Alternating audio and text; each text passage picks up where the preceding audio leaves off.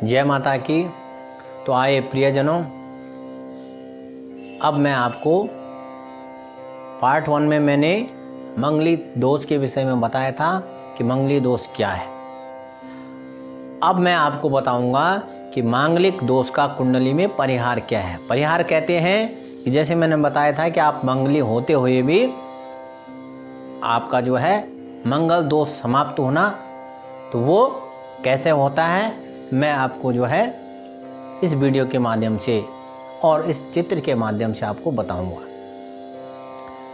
अजे लग्ने व्यये चापे पाताले वृश्चिके कुजे द्यूने मृगे करके चाष्टौ भौम दोषो न विद्यते। अर्थात सबसे पहले अजय लगने, अजय कहते हैं यदि 1 नंबर लिखा होगा और यहाँ मंगल होगा तो आप मंगल होने के बाद भी मांगलिक दोष आपका समाप्त हो।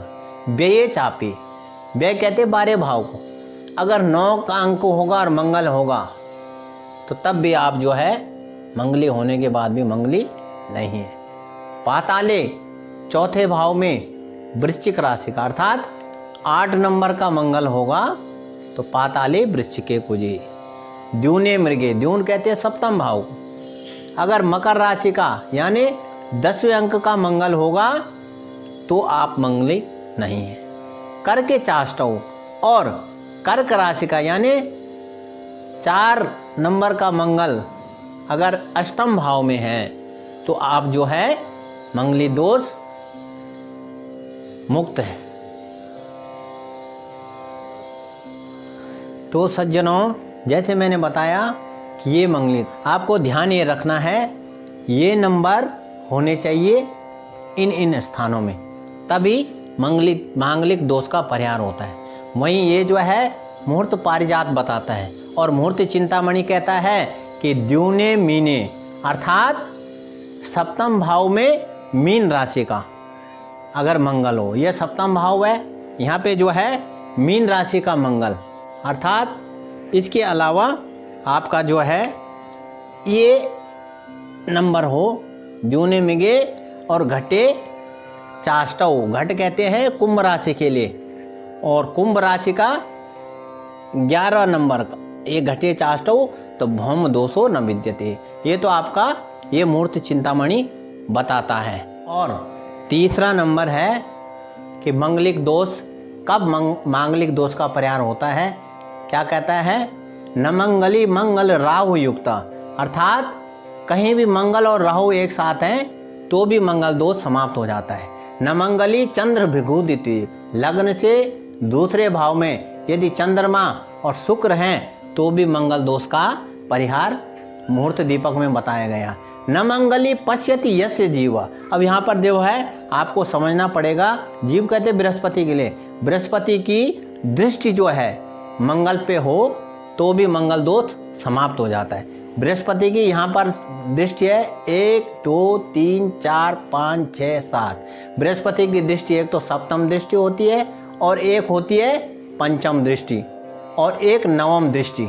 तो अर्थात बृहस्पति कहाँ देखता है, 1 2 3 4 5, यहाँ पर भी बृहस्पति की दृष्टि है, ठीक है, और 6 7 8 9 यहाँ पर भी बृहस्पति, तो ये बृहस्पति की दृष्टियां हैं। और नमंगली केंद्र गते चराहुत, मुहूर्त दीपक कहता है कि अगर मंगल कहीं भी केंद्र में है, ये 4 भाव केंद्र हैं, कहीं भी मंगल है तो भी मंगल दोष समाप्त हो जाता है, अर्थात मंगल दोष का यहाँ पर जो है पूर्ण परिहार है।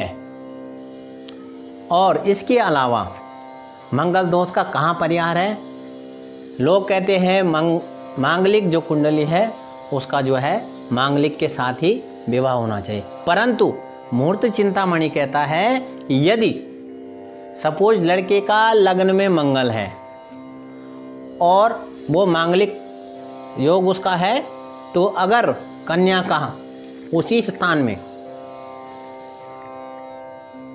राहु हो, शनि हो, सूर्य हो या केतु हो तो भी जो है मांगलिक दोष का पूर्ण परिहार है। तो आपको ध्यान ये देना है कि यदि एक कुंडली में मंगल इन स्थानों में कहीं भी है तो वो मांगलिक की कुंडली है, और दूसरी कुंडली में उसी स्थान पे, जैसे मैंने यहाँ पर बताया, अगर मंगल में लग्न में मंगल है और कन्या का जो है लग्न में मंगल नहीं है, परंतु इनमें से या तो राहु है या केतु है या सूर्य है या शनि है, तो भी मंगल दोष अविचारणीय है, अर्थात यहाँ पर भी मंगल दोष का पूर्ण परिहार है।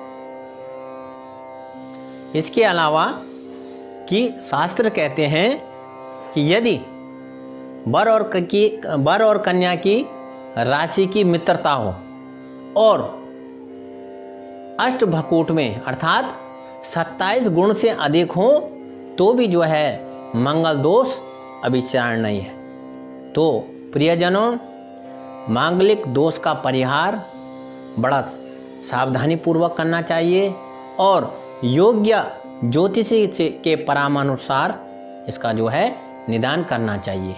जरूरी नहीं है जिस प्रकार मंगल अनिष्टकारी है उसी प्रकार अन्य ग्रह भी इन भावों में, पाप ग्रह इन्हीं भावों में अनिष्टकारी माने गए हैं। इसलिए मांगलिक दोष पे अधिक जोर न देकर अन्य ग्रहों का भी सावधानी पूर्वक उनका जो है विचार करना चाहिए और तत्पश्चात कुंडली मिलान को स्पष्ट करना चाहिए।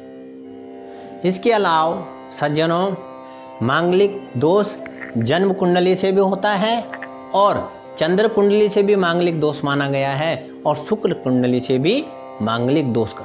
इसके अलावा नवांश कुंडली का भी अवलोकन करना चाहिए और विद्वान ज्योतिषी के अनुसार इसका अवलोकन करके मांगलिक दोष को और अन्य ग्रहों का अवलोकन करके आप जो है कुंडली मिलान करें, तो इस कुंडली मिलान से वर वधू का दाम्पत्य जीवन सुखमय रहेगा।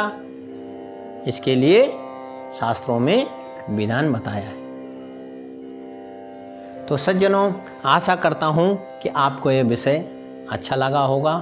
आप सावधानी पूर्वक ध्यान लगाकर इस वीडियो को देखिए और यदि आपको वीडियो अच्छी लगी हो, आपके समझ आई हो, तो कमेंट्स ज़रूर कीजिए और शेयर और सब्सक्राइब करना न भूलें। जिन्होंने अभी तक चैनल को सब्सक्राइब नहीं किया है उनसे निवेदन है कि अवश्य में चैनल को सब्सक्राइब करें। तब तक के लिए मैं पुनः आपके समक्ष नए विषय पे उपस्थित होऊंगा। तब तक के लिए जो है जय माता की, जय सिया राम, हर हर महादेव।